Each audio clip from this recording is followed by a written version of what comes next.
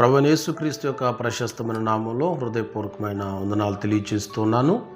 ప్రభు మిమ్మలను దీవించునుగాక.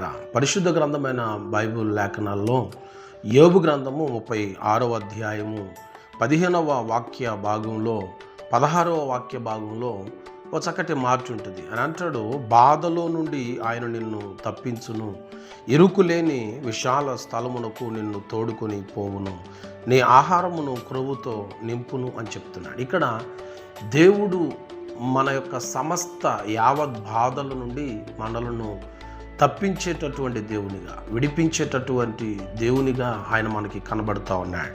యోబు గ్రంథంలో 2వ అధ్యాయంలో 13వ వచనంలో అతని బాధ చాలా అత్యధికముగా ఉన్నందున అనేటటువంటి మాట కనబడుతూ ఉంటుంది. మన జీవితాల్లో కూడా మన కుటుంబాల్లో అనేక రకాలైనటువంటి బాధలు, అనేక రకాలైనటువంటి సమస్యలు, ఇరుకులు, ఇబ్బందులు, శోధనలు, శ్రమలు, కష్టం, కన్నీరు, వేదన, దుఃఖం మన జీవితాల్లో ఉంటాయి. కానీ మన దేవుని యొక్క కృపను పొందుకున్నట్లయితే మనం దాని నుంచి విడుదల పొందటానికి అవకాశం ఉంటుంది. కొన్ని సందర్భాల్లో బాధ చాలా అత్యధికముగా ఉంటుంది.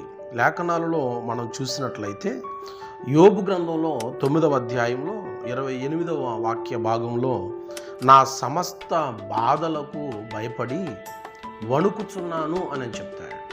కొన్ని బాధలు మనల్ని బహుగా బాధ పెట్టేవిగా, బాధించేవిగా, భయపెట్టేవిగా, కలవరపరిచేవిగా, వేదనకు గురి చేసేవిగా ఉంటాయి. ఇలాంటి బాధలలో మన పూర్వీకులు, మన పితరులైనటువంటి ఇశ్రాయేలు ప్రజలు ఐగుప్తులో వారు బహుగా బాధపడుతున్నటువంటి సందర్భంలో మనకి లేఖనాల్లో మాటలు కనబడతాయి. నిర్గమకాండంలో 3వ అధ్యాయంలో 17వ వచనంలో ఉంటుంది, ఐగుప్తు బాధలో నుండి అని ఆ మాట మనకి ఎక్కడ రాశారు. ఐగుప్తు బాధలో నుండి పాలు తేనెలు ప్రవహించు దేశమునకు మిమ్మును రప్పించదు. అంటే దాని అర్థం సమృద్ధి కలిగినటువంటి దేశం, సంతోషం కలిగినటువంటి దేశం, సమాధానం కలిగినటువంటి దేశానికి ఐగుప్తు అనేటటువంటి బాధలో నుండి కనాను అనేటటువంటి పాలుతేనెలు ప్రవహించే సమృద్ధి కలిగిన, సంతృప్తి కలిగిన, సంతోషం కలిగిన, సమాధానం కలిగినటువంటి ఒక విశాలమైనటువంటి స్థలానికి నేను మిమ్మల్ని తీసుకుని వెళ్తాను, అక్కడ సమృద్ధితో నేను మిమ్మల్ని పోషిస్తాను అని మన పితరులతో ఆయన వాగ్దానం చేశాడు. వాగ్దానం చేసినటువంటి దేవుడు నమ్మదగినటువంటి దేవునిగా ఆయన మనకు కనబడుతూ ఉన్నాడు.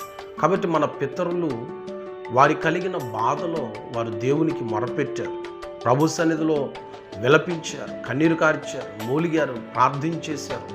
దేవుని వాక్యంలో మనం గమనిస్తాం కదా, ఇశ్రాయేలు ప్రజలు ప్రార్థించినప్పుడు, ప్రభు సన్నిధిలో మొరపెట్టినప్పుడు దేవుడు వారి యొక్క బాధను చూసి, వారి కన్నీరును చూసి, వారి మొరను ఆలకించి వారి బాధలో నుండి వారిని విడిపించడానికి ఆయన పరలోకం నుండి దిగి వచ్చినట్లుగా లేఖనాలలో మనకు కనబడుతుంది. దాని మోషతో అంటాడు, ఐగుప్తులో నా ప్రజలు పడుతున్న బాధను నేను చూశాను, వారిని విడిపించటానికై నేను దిగి వచ్చాను అని చెప్తాడు. ప్రభువు మన బాధ నుండి మనం విడిపించడానికి పరమును విడిచి దిగి వచ్చేటటువంటి దేవుడిగా ఆయన ఉన్నారు.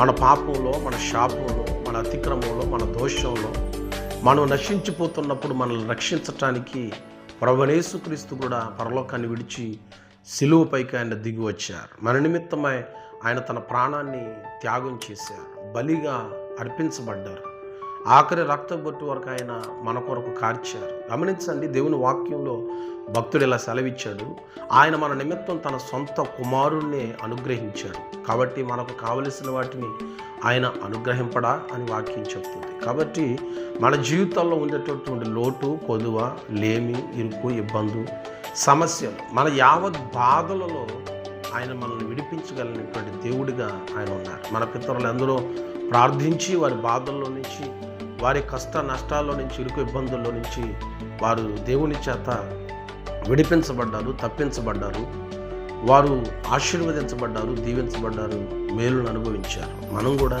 మన బాధలలో మౌనంగా ఉండక మన బాధల్లో మనం ప్రభువుకు మొరపెట్టే వరంగా ఉండాలి, ప్రార్థించే వరంగా ఉండాలి, ప్రభువుని వేడుకునే వరంగా ఉండాలి.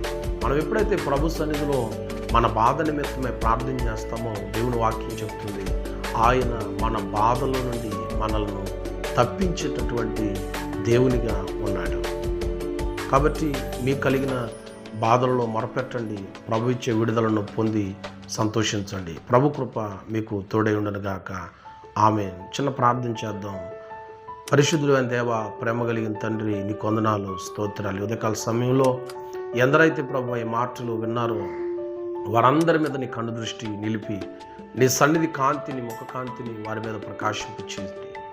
వారి కలిగిన సమస్త యావత్ బాధల నుండి వారికి విడుదలను, విమోచనను దయచేసి సంతోషము, సమాధానము, సంతృప్తి ఆయన బిడ్డలందరి జీవితాలు దయచేసి కృపాక్షేమములతో వారిని నడిపించమని యేసు నామమున ప్రార్థించుచున్నాను పరమ తండ్రి. ఆమేన్. ఆమేన్.